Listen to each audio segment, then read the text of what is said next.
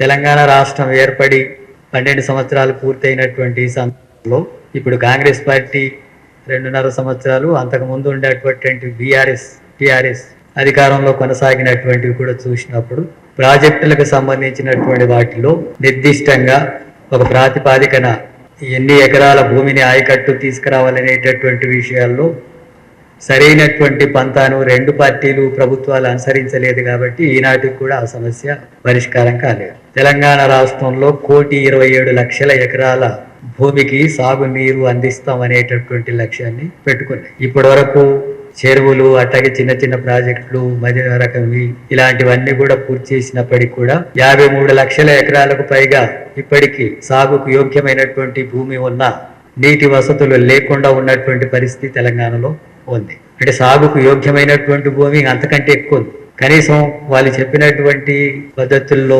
1,27,00,000 ఎకరాలకైనా నీరు అందిస్తామని అనుకుంటే ఇప్పటికీ 50 లక్షలకు పైగా ఎకరాల భూమికి కనీసం నీరు లేవు. నేను ఇటీవలనే ఆదిలాబాద్, నిర్మల్ జిల్లాలో అంతా కూడా పర్యటన చేసినప్పుడు ఆదివాసీలు ఉండేటటువంటి ప్రాంతాల్లో కేవలం వర్షం మీద ఆధారపడి ఒక పంట పండితే ఆ పంట మీదనే ఆధారపడి జీవనం కొనసాగిస్తున్నటువంటి ప్రజలు ఉన్నారు అక్కడ. అంటే వర్షం వస్తేనే పంటలు తప్ప వేరే అవకాశం లేదు. ఇప్పటికీ అక్కడ విద్యుత్ సౌకర్యం లేదు, రోడ్ల సౌకర్యం లేదు, హాస్పిటల్స్ లేవు, స్కూల్స్ లేవు. వాళ్ళకి కనీసం ఇచ్చేటటువంటి 6 కేజీల బియ్యం సంబంధించినటువంటిది కూడా తీసుకుపోవడానికి రోడ్లు లేనటువంటి స్థితి ఉంది. అంటే తెలంగాణలో ఉండేటటువంటి అట్టడుగు ప్రజలు, ఆదివాసీలు, వాళ్ళకి ఏం ప్రయోజనం జరిగింది ప్రభుత్వాలు వచ్చిన తర్వాత? ఇప్పుడు బీఆర్ఎస్ కావచ్చు, కాంగ్రెస్ కావచ్చు, వాళ్ళకి ఏం ప్రయోజనాలు జరిగిందంటే ఏమి రాదు. 12 రోజులుగా వాళ్ళు ఫారెస్ట్ ఆఫీస్ ముందు నిరాహార దీక్ష కూర్చుంటున్నారు. వాళ్ళే సరుకులు తీసుకొచ్చి అక్కడే వంట వార్పు పెట్టి నిరసన కార్యక్రమాన్ని కొనసాగిస్తున్నారు. నిన్నటి వరకు కొనసాగాయి. అంటే ప్రాజెక్టులు కట్టేటటువంటి వాటి విషయంలో ఆ ప్రభుత్వమైనా ఈ ప్రభుత్వమైనా అవి పాలక వర్గాలకు ఏటీఎంలుగా ఉపయోగించుకునే పరిస్థితి ఉంది తప్ప నిజంగానే చిత్తశుద్ధితోనే ఈ నిధులు ఖర్చు పెట్టేటటువంటి వైఖరి కొనసాగించింటే ఈ పాటికి తెలంగాణ రాష్ట్రంలో వేరుగా ఉండేది. అయితే ఏమి జరగలేదంటే కొంత జరిగేది. కానీ వాస్తవానికి ప్రజలు ఆశించినటువంటిది, వాళ్ళు చెప్పినది అమలు చేశారంటే ఆ రూపంలో అమలు జరగలేదు ప్రాజెక్టుల విషయం. ఇప్పుడు కూడా పాలమూరు, రంగారెడ్డి ఆ రకంగానే ఉంది. కల్వకుర్తి ఎత్తిపోతల పథకాలు ఇవన్నిటి కూడా సరైనటువంటి నిధుల కేటాయింపులు లేక ఉన్నాయి. అట్లాగే మధ్య తరగతికి సంబంధించినటువంటి ప్రాజెక్టులు అన్నిటి కూడా కనీసం కాలువలు తీస్తే కూడా పంటలు పండడానికి అవకాశం ఉంటే ఆ కాలువలు తీసే పరిస్థితి కూడా లేదు. అలాంటి పద్ధతుల్లో ప్రాజెక్టులకు సంబంధించిన ప్రాధాన్యత ముందు చిన్న చిన్న వాటిని తక్కువ డబ్బులతో 5-6 వేల కోట్లతో చిన్న చిన్న వాటిని అన్నింటినీ పూర్తి చేసే అవకాశం ఉంది. అది జరగడం లేదు. అట్లాగే మధ్య రకంగా ఉండేటటువంటి ప్రాజెక్టులకు దశల వారీగా నిధులు కేటాయిస్తే ఎక్కువ భాగం సాగుకి యోగ్యంగా ఉంది. ఇలాంటి పరిస్థితి ప్రాజెక్టులకు సంబంధించినటువంటి దాంట్లో రెండు ప్రభుత్వాలు కూడా సరైనటువంటి వైఖరి అనుసరించలేదనేది మేము భావిస్తున్నాం. అలాగే రాష్ట్రంలో ఉండేటటువంటి రైతుల ప్రయోజనాల్ని కాపాడడంలో గత ప్రభుత్వమైనా ఈ ప్రభుత్వమైనా కనీసం ఇప్పుడు చూస్తున్నప్పుడు పంటలు కొనుగోలు చేసేటటువంటి పరిస్థితి లేదు. కొనుగోలు కేంద్రాల్లో పడిగాపులు కాస్తున్నారు రైతులు. అక్కడక్కడ కొంతమంది చనిపోయినటువంటి ఘటనలు జరిగినాయి. ఇది ఇప్పుడు జరుగుతుంది. గత ప్రభుత్వంలో కూడా ఇలాంటి పరిస్థితి. పండించినటువంటి పంటలు కొనుగోలు చేసేటటువంటి కేంద్రాల్లో వీళ్ళు కొనుగోలు చేయక మళ్ళీ ప్రైవేటు వాళ్ళకి అమ్ముకొని తక్కువ ధరకే అమ్ముకొని రైతులు నష్టపోతున్నటువంటి పరిస్థితి. ఆ రకంగా మద్దతు ధర ఇచ్చినామని చెప్పినప్పటికీ కూడా ఆ మద్దతు ధర కొనుగోలు జరగకపోవడం వల్ల రైతులు ప్రైవేటు వాళ్ళకి అమ్ముకొని నష్టపోయేటటువంటి స్థితి ఉంది. అవన్నీ కూడా రోజు పత్రికల్లో కూడా మనం చూస్తున్నాం. కాబట్టి రైతులకు సంబంధించినటువంటి సమస్యల్ని ఆదుకోవడం అనేటటువంటి దాంట్లో వైఫల్యాలు ఉన్నాయి. రైతుల కోసమే, రైతు ప్రభుత్వమే, రైతుల కోసమే పని చేస్తామని చెప్పినటువంటి వారి ఆ రైతులు నిజంగా పంటలు పండించినప్పుడు ఆదుకొని వాళ్ళ కుటుంబాల ఆదాయాలు పెరిగేటట్టుగా చర్యలు తీసుకోవాల్సినటువంటి దాంట్లో ఏమాత్రం లేదు. కారణం ఏంటంటే ఆ ప్రైవేటు కొనుగోలుదారులంతా కూడా అదంతా అధికార పార్టీలకు, పాలక వర్గాలకు అనుకూలంగా ఉండేటటువంటి శక్తులే. అందుకని రైతుల మీద జరిగేటటువంటి దోపిడీ అంతా కూడా ఆ రూపంలో వాళ్ళకి చేరేటటువంటి పరిస్థితి. అందుకని రైతుల సమస్యలు ఆ రూపంలో పట్టించుకోవడం లేదు. అట్లాగే వ్యవసాయ కూలీలుగా ఉండేటటువంటి వాళ్ళకు పని కల్పించేటటువంటి బాధ్యత కోసం ఉపాధి హామీ చట్టాన్ని అప్పుడు వామపక్షాలు బలంగా ఉన్నప్పుడు పార్లమెంట్లో యూపీఏ ప్రభుత్వంలో అధికారంలోకి తీసుకొస్తే ఇప్పుడు ఉపాధి హామీ చట్టం అనేది కేంద్రమే నిర్వీర్యం చేస్తుంది. మన రాష్ట్ర ప్రభుత్వం కూడా హామీ ఇచ్చింది, వాళ్ళకు 200 రోజులు పని కల్పిస్తామని. అట్లాగే పట్టణాల్లో కూడా ఉపాధి హామీ పని కల్పిస్తామని ఆ ఎన్నికల మేనిఫెస్టోలో చెప్పారు. కానీ అమలు జరగలేదు. ఉన్నదే పోయే పరిస్థితి వచ్చింది. కేంద్రమేమో 100% నిధులు ఉపాధి కూలీలకు కేంద్ర ప్రభుత్వం నిధులు కేటాయించాల్సి ఉంటే ఇప్పుడు 60% కుదించింది. 40% రాష్ట్రాలే పెట్టుకోవాలంటుంది. నిధులు సరిగా కేటాయింపులు జరగాక ఉపాధి కూలీలకు పని కోల్పోయే పరిస్థితి వచ్చింది. ఉపాధి కూలీలకు పని కోల్పోవడం అంటే దేశవ్యాప్తంగా చూస్తే 30 కోట్ల మందికి పైగా ఉపాధి కూలీల మీద ఆధారపడి బతుకుతున్న జనం ఉన్నారు. వాళ్ళకి 60-70 రోజులు కూడా పని పడడం లేదు. 150 రూపాయలు కూడా కూలి పడడం లేదు. అలాంటి ఉపాధి హామీని రాష్ట్రంలో అభివృద్ధి చేస్తామని చెప్పి గతంలో కేసీఆర్ చెప్పాడు. ఇప్పుడు రేవంత్ రెడ్డి కూడా చెప్తున్నాడు, కానీ అమలు జరగడం లేదు. నిధులు కేటాయించడం లేదు, పని కల్పించడం లేదు, కూలి పెంచడం లేదు. ఆ రకంగా కూలీ మీద, రెక్కల కష్టం మీద ఆధారపడేటటువంటి ప్రజల పరిస్థితి దారుణంగా ఉంది. ఈ ఎండల్లో కూడా వాళ్ళు పని చేయడానికి సిద్ధమవుతుంటే పని ఇవ్వడం లేదు. అలాంటి పరిస్థితి ఈరోజు పేద కుటుంబాలు, ముఖ్యంగా గ్రామీణ ప్రాంతాల్లో ఉండేటటువంటి కూలీల పరిస్థితులు ఉన్నాయి. అవి మెరుగుపరిచినటువంటిది ఏమీ లేదు తెలంగాణ రాష్ట్రం ఏర్పడి 12 సంవత్సరాలు అయిన తర్వాత. అట్లాగే లక్షలాది మంది అసంఘటిత కార్మికులు ఉన్నారు. పని చేస్తుంటే 12,000, 13,000, 6 రూపాయలు, 15,000 రూపాయల లోపే ఉన్నాయి. లక్షలాది మంది కార్మికులు, అసంఘటిత కార్మికులు పని చేస్తే 10-15,000 రూపాయలతో జీవనం గడిపేటటువంటి పరిస్థితి. మరి వాళ్ళ బ్రతుకులు ఏం మారినాయి? వాళ్ళకి ఇల్లు కిరాయి ఎట్లా కట్టుకోవాలా, పిల్లల్ని ఎట్లా చదివించాలా, వైద్యం ఎట్లా చేసుకోవాలా, తిండి ఎట్లా తినాలా, పని ఎట్లా చేయాలా? మనుషులే కదా, వాళ్ళని కాపాడాల్సిన బాధ్యత ఈ ప్రభుత్వాలకు లేదా?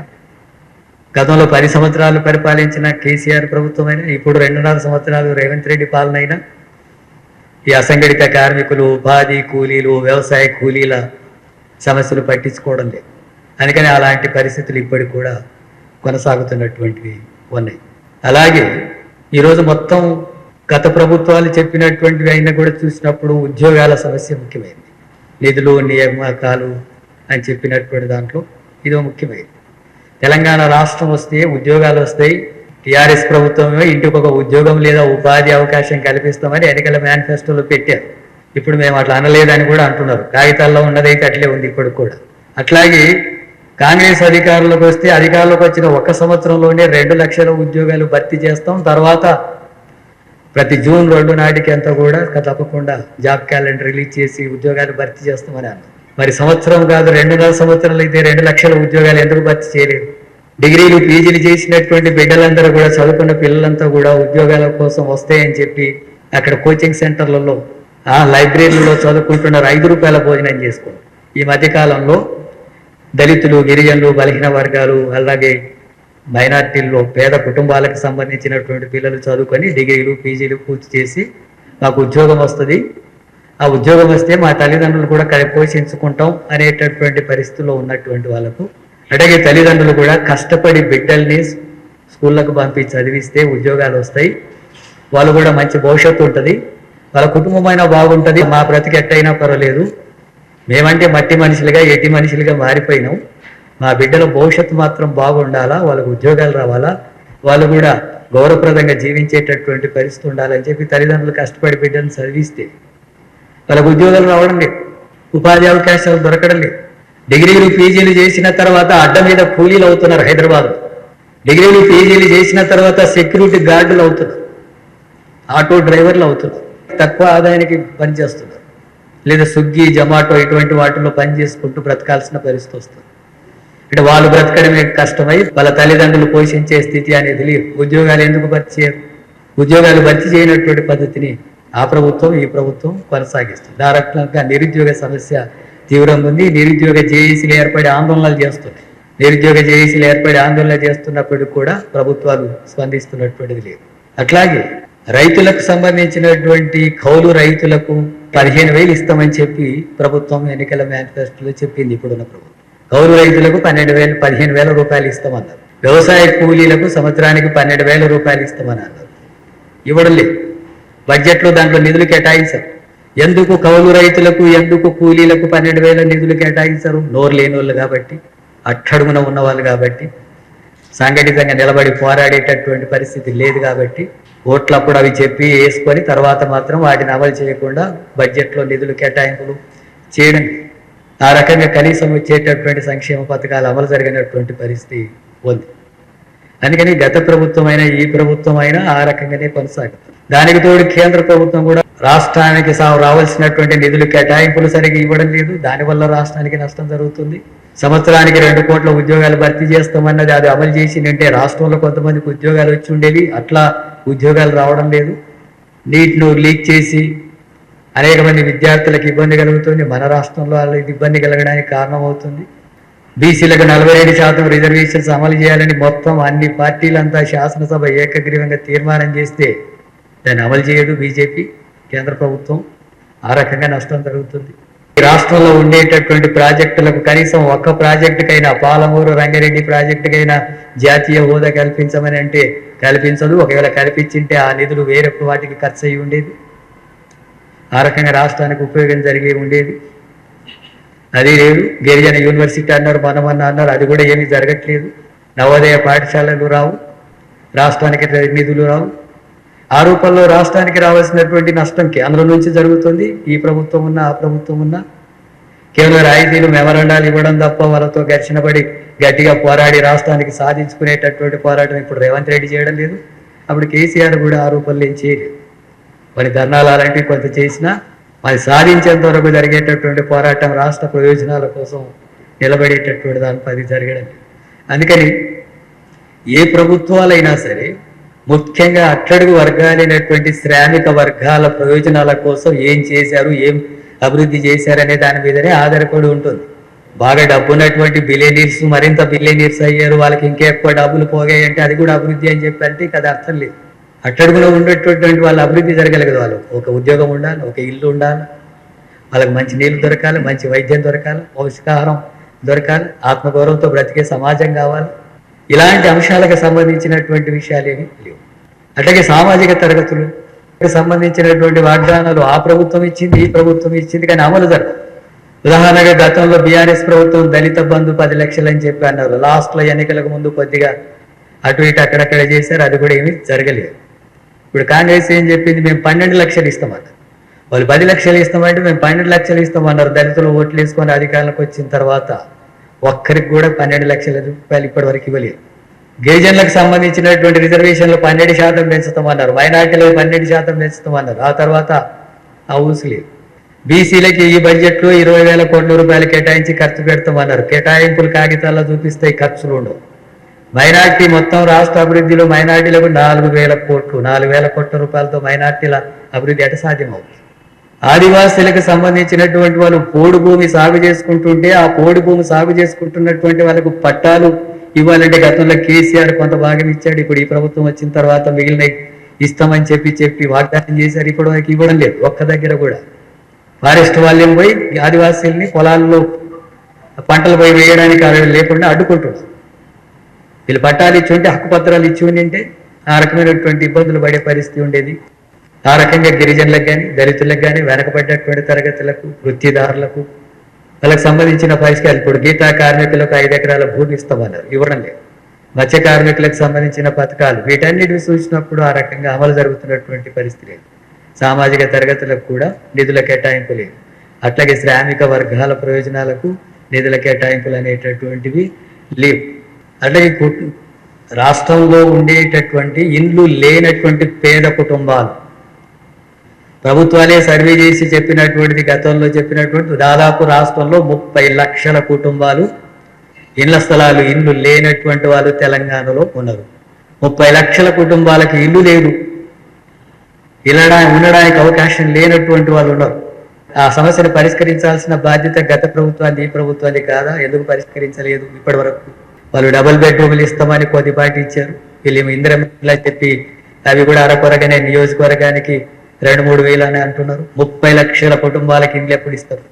ఆ రకమైనటువంటి ఇండ్ల స్థలాల సమస్య, ఇండ్లు పేదలకు ఇస్తున్నటువంటి పరిస్థితి. ఉన్నాయి తీసేస్తున్నారు, కూల్చేస్తున్నారు.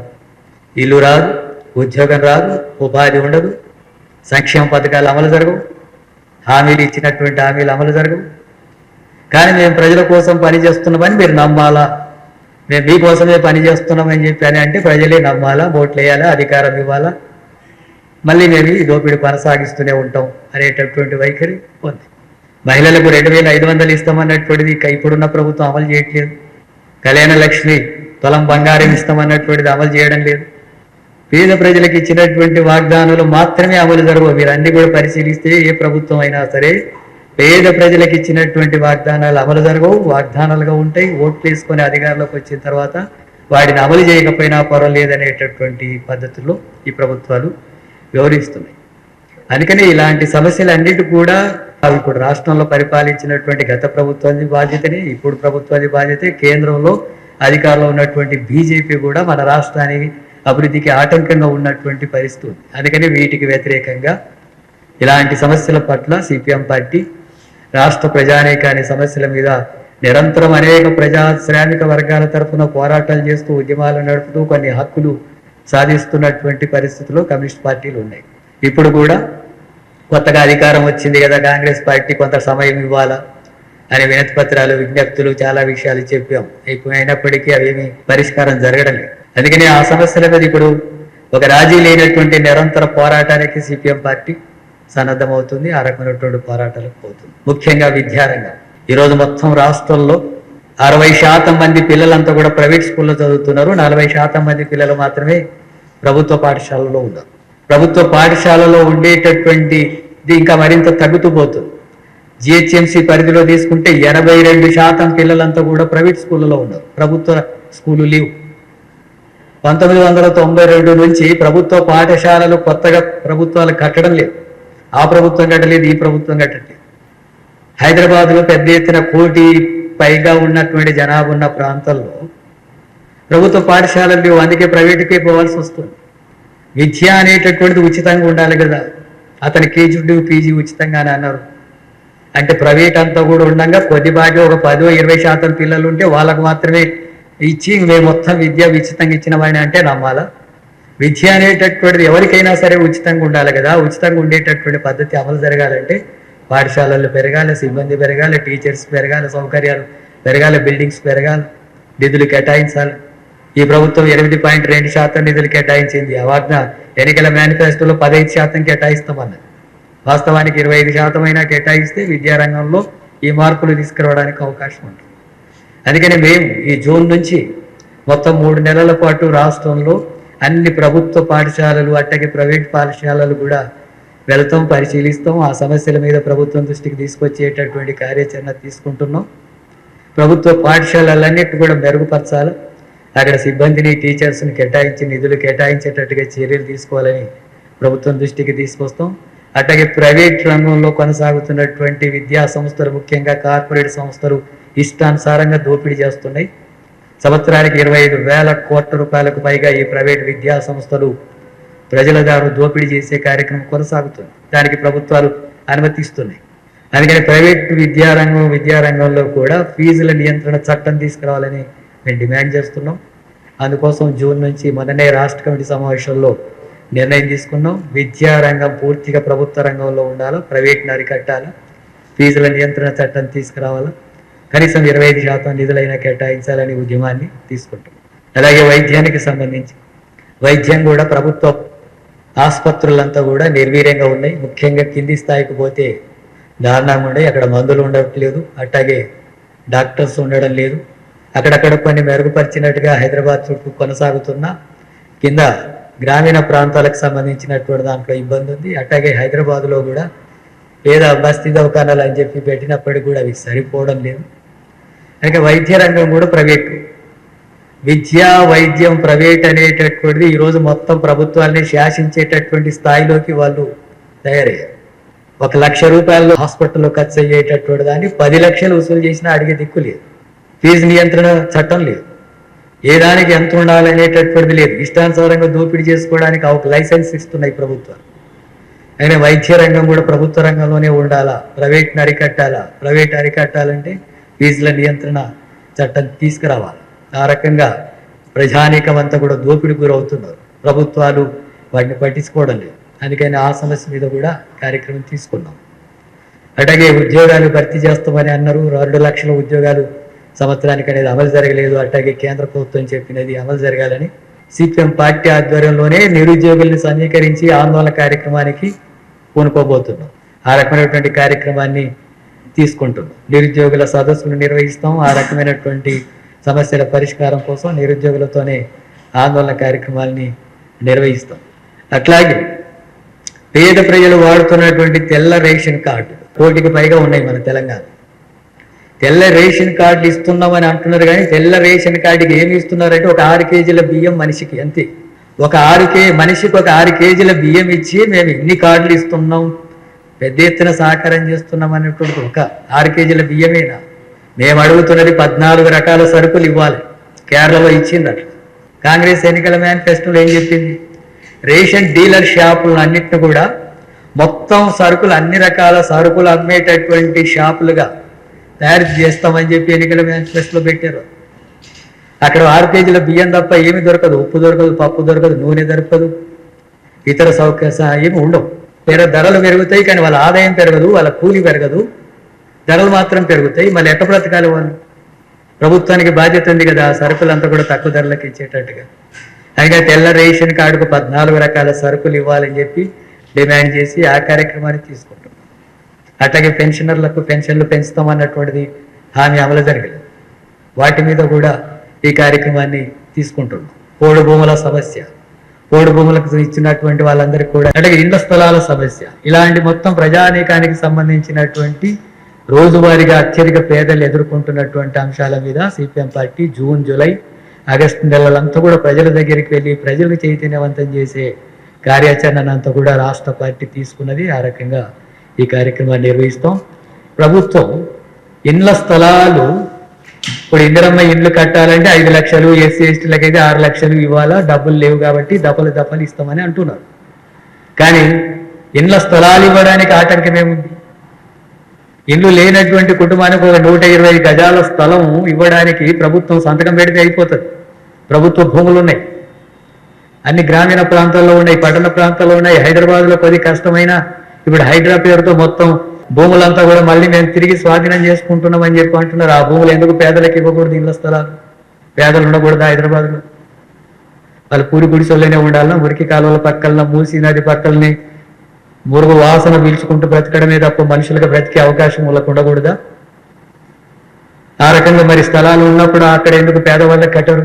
ఇప్పుడు జర్నలిస్టులు కూడా అడుగుతున్నారు, మాకు కూడా ఇళ్ల స్థలాలు ఇవ్వాలని చెప్పి అప్పటి నుంచో అడుగుతున్నారు. ఆ సమస్య గత ప్రభుత్వం చేయలేదు, ఇప్పుడు ప్రభుత్వం కూడా చేయలేదు. మన ముఖ్యమంత్రిని కలిసినప్పుడు ఈ విషయాన్ని కూడా చెప్పినప్పుడు దాన్ని అమలు చేస్తామని చెప్పి అన్నారు. అంటే ఆ రకంగా పేద ప్రజానీకానికి ఒక ఇంటి స్థలం కూడా లేనటువంటి స్థితి ఉంది. మొత్తం పేదలకంతా ఇల్లు లేనటువంటి వాళ్ళంతా కూడా విచారణ జరిపి ఎక్కడికెక్కడ ప్రభుత్వ స్థలాల్లో 120 గజాల చొప్పున స్థలం ఇస్తే డబ్బు పైసా ఖర్చు కాకుండా ఇళ్ళ స్థలాలు వస్తాయి కదా.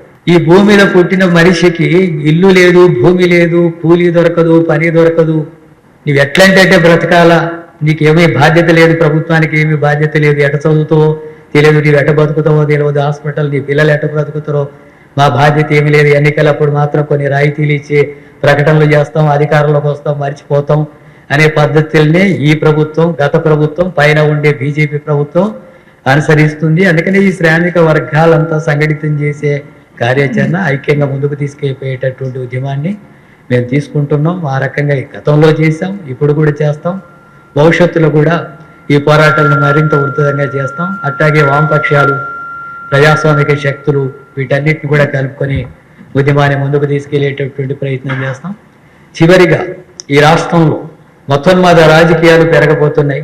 మత ఘర్షణల మీద ఆధారపడి పేద ప్రజల అసమానతల సమస్యలు ముఖ్యం కాకుండా మతాల మధ్య విద్వేషాలు రెచ్చగొట్టి మతాల ఘర్షణలు సృష్టించి ఆ రూపంలో అధికారంలోకి వచ్చి మత రాజ్యాన్ని స్థాపించాలనేటటువంటి ధోరణి తెలంగాణ మీద కూడా పెరుగుతుంది.